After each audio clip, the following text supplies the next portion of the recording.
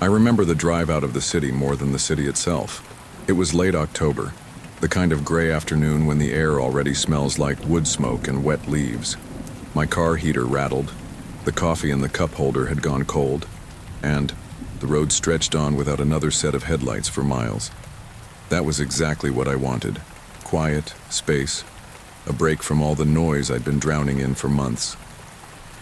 The cabin wasn't much. Just a small wooden place at the edge of the forest with a screen door that creaked when I opened it, and a porch light that flickered before it settled.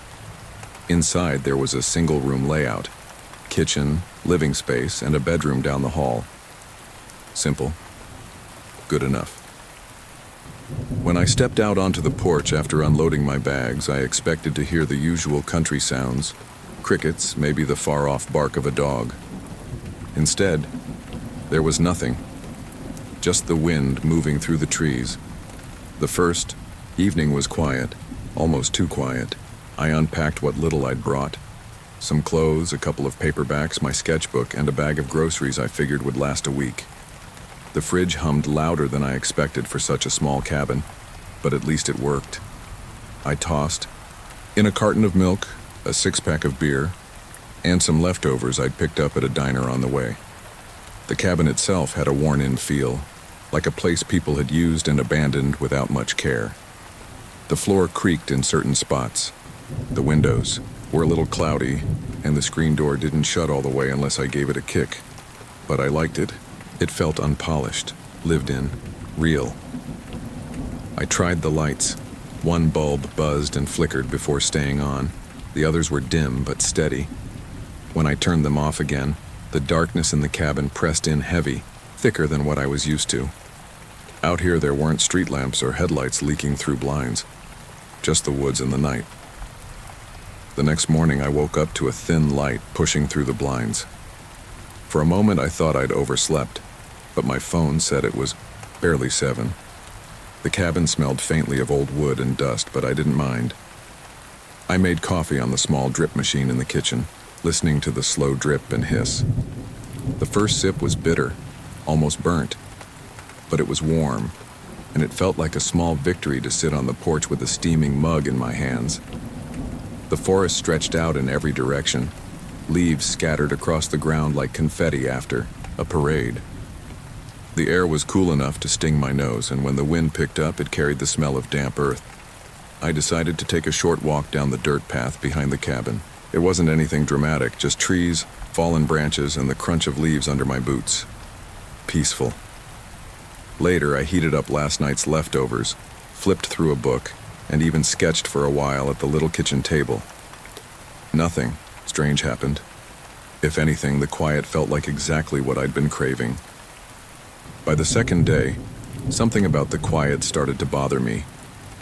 At first, I couldn't put my finger on it. I was sitting on the porch again, coffee in hand, staring out at the trees when it hit me there were no birds. Not a single one. Back home, even in the suburbs, you'd hear them in the morning. Sparrows, crows, the occasional hawk overhead. Out here, with miles of untouched forest, I expected a constant background of chirps and whistles. But there was nothing. No birds, no buzzing of insects, not even the lazy drone of flies. I told myself maybe it was the season. Late October, cooler weather, maybe they'd all moved on. Still, the silence felt wrong. The only sounds I caught were the wind shifting through branches and, once or twice, the snap of something heavy breaking a stick deeper in the woods.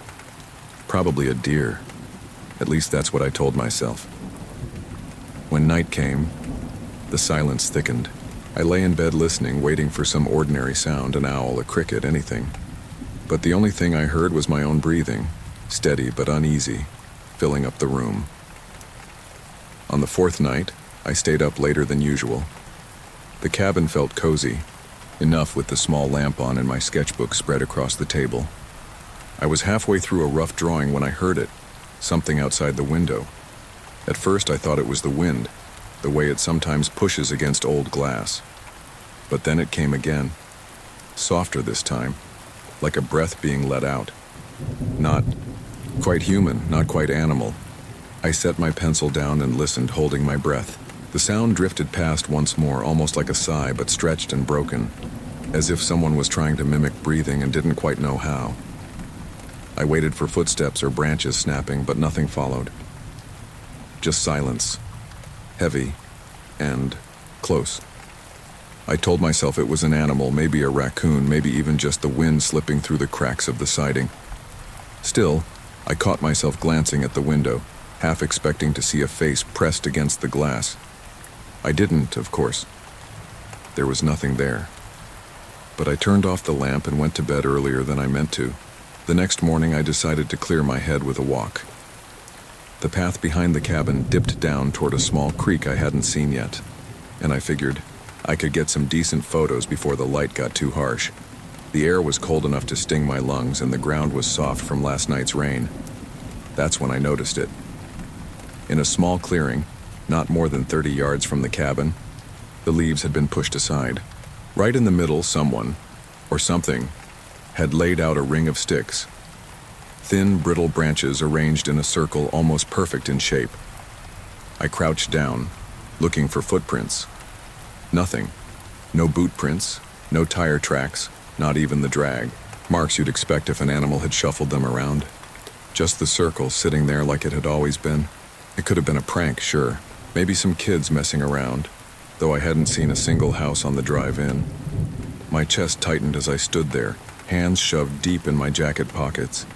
For the first time since I'd arrived, the woods didn't feel peaceful. They felt deliberate. Like someone was trying to send a message, and I was the only one here to receive it. After finding that circle, I couldn't shake the thought that I wasn't alone. During the day, it was small things. I'd be sketching at the kitchen table, and in the corner of my eye I'd swear a shadow shifted between the trees. I'd look up, and of course there'd be nothing, just trunks and branches swaying in the wind. At night, it was harder to ignore. Lying in bed, I started to hear movement outside. Not heavy, not like a deer crashing through the brush. Softer, measured, almost like someone pacing, careful not to be heard. One evening while washing dishes, I caught it again. A faint crunch of leaves just beyond the glow of the porch light.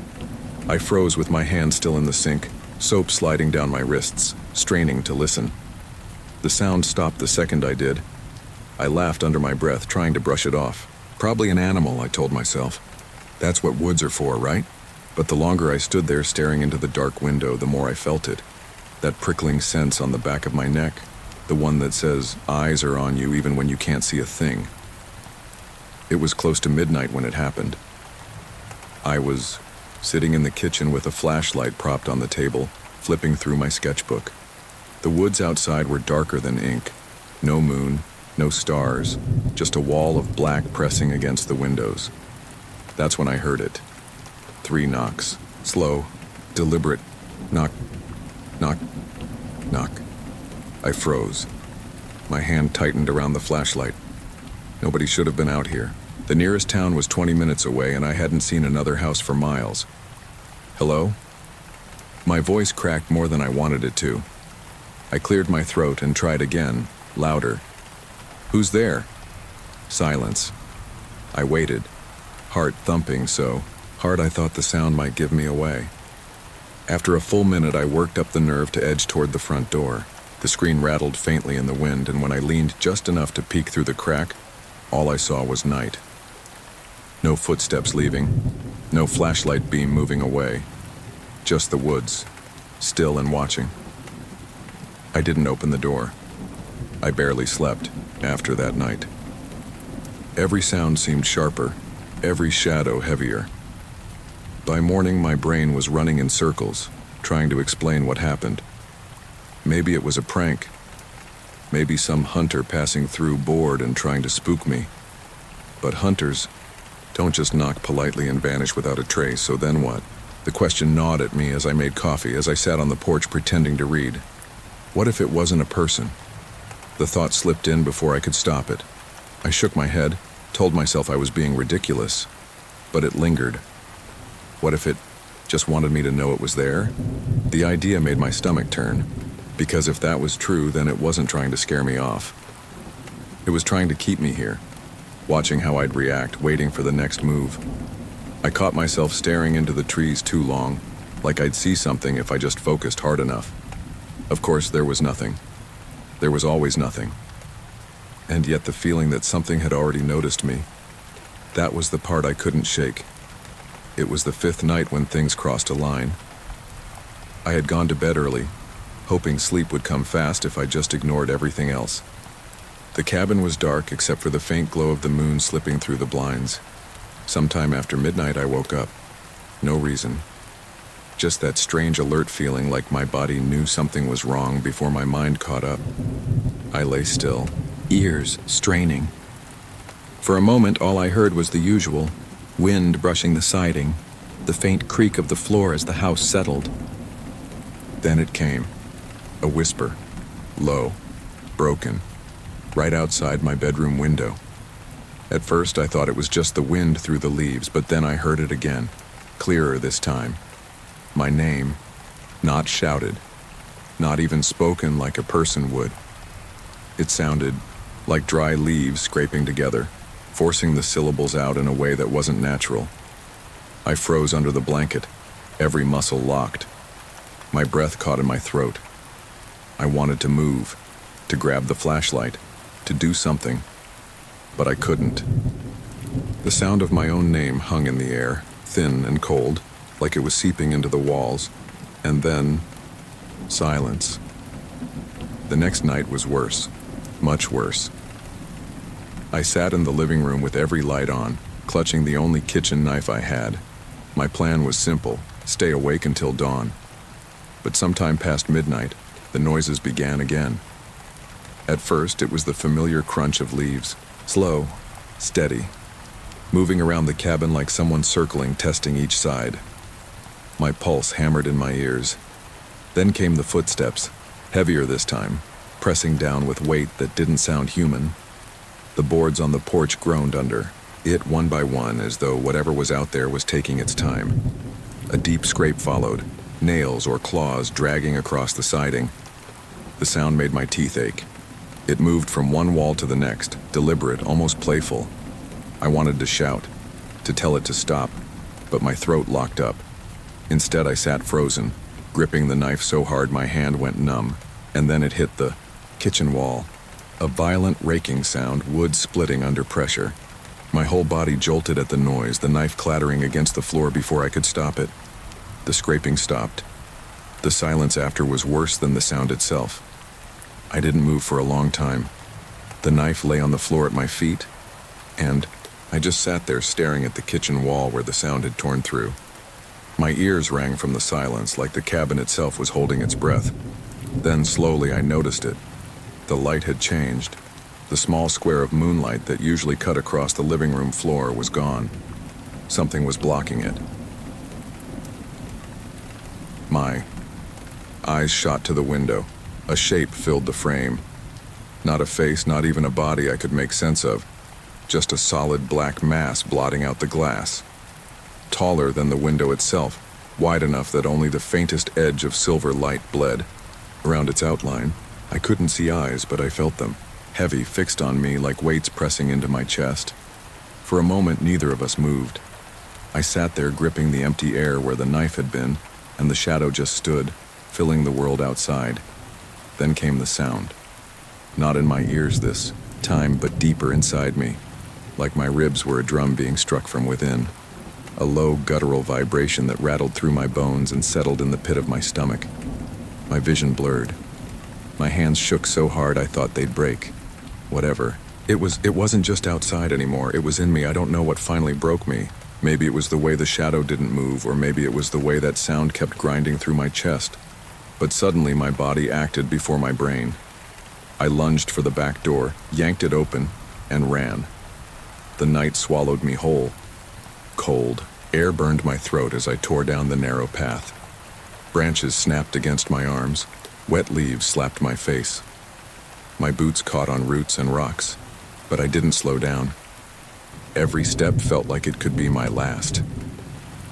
Behind me, the woods answered. Not with footsteps I could count, but with a presence that kept pace, sliding through the trees, brushing the air at my back. I didn't dare look. I knew if I turned my head, I'd see it right there, reaching for me. The forest seemed endless. My lungs screamed, my legs ached, but panic shoved me forward. All I could think was, don't stop, don't stop, don't stop. Somewhere through the blur of branches, the faint reflection of metal appeared. My car. I aimed for it like a lifeline, nearly stumbling as I broke into the clearing. My hands shook, so badly I almost dropped the keys. I jammed the key into the ignition, twisting hard enough I thought it might snap. For one horrible second, the engine coughed and stalled. My heart nearly stopped with it. Then with a rough shudder, it caught. The headlights flared to life, cutting through the trees like a blade. I slammed the gear into drive and hit the gas. Gravel sprayed out from under the tires as the car lurched forward. The cabin shrank behind me, swallowed by the woods, but I didn't dare check the mirror. I didn't need to. I could feel it, still there, just out of sight, moving with me as if the forest itself was chasing. The road was narrow, twisting, and I took the turns too fast, tires skidding, hands white-knuckled on the wheel. The beam of the headlights bounced off trunks and branches, making shapes I didn't want to see. My chest heaved, every breath shallow and ragged. Even with the engine roaring, I thought I heard it. That low vibration, not in my ears, but in my chest, as if the sound had rooted itself inside me and wasn't going to let go.